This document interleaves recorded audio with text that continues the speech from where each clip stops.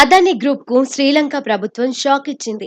Current సప్లైకు సంబంధించి చేసుకున్న అగ్రిమెంటును రద్దు చేసింది.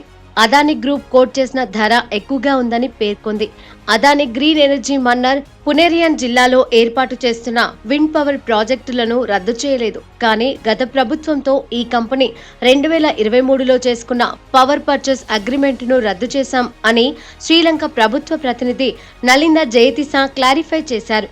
ఈ క్రమంలో స్టాక్ మార్కెట్ ట్రేడింగ్ సెషన్లో అదానీ గ్రీన్ ఎనర్జీ షేర్లు ఆరంభ లాభాలను కోల్పోవాల్సి వచ్చింది. మార్కెట్లో ముగిసే నాటికి ఇంట్రాడే హై స్థాయి నుంచి 6% మేర నష్టపోయాయి. చివరకు 2.06% నష్టంతో ₹1,009 వద్ద స్థిరపడింది.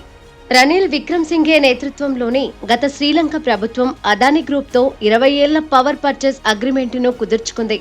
ఈ ఒప్పందం ప్రకారం యూనిట్ కరెంటును ₹71కు అదానీ గ్రూప్ సరఫరా చేయాలి.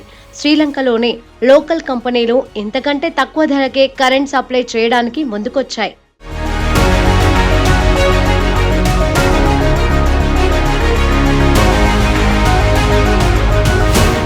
అదానీ గ్రీన్ ఎనర్జీ కంపెనీతో శ్రీలంక ప్రభుత్వం పవర్ పర్చేస్ డీల్ చేసుకోవాలని భావించింది. దీని విలువ $440 ఉంటుందని అంచనా.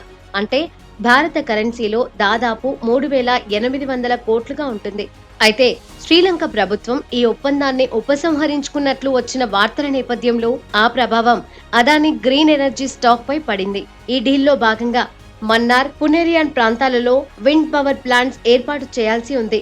గత ఏడాదిలోనే అదానీతో డీల్ కుదుర్చుకోవాలని నిర్ణయించారు. అయితే ఆ తర్వాత అప్పటి ప్రెసిడెంట్ రనిల్ విక్రమ్సింఘే ప్రభుత్వం మారిపోయింది. దీంతో దిశా నాయకే వచ్చి 484 మెగావాట్ల విండ్ పవర్ ప్రాజెక్ట్ డీల్ ఉపసంహరించుకున్నట్లు తెలుస్తోంది.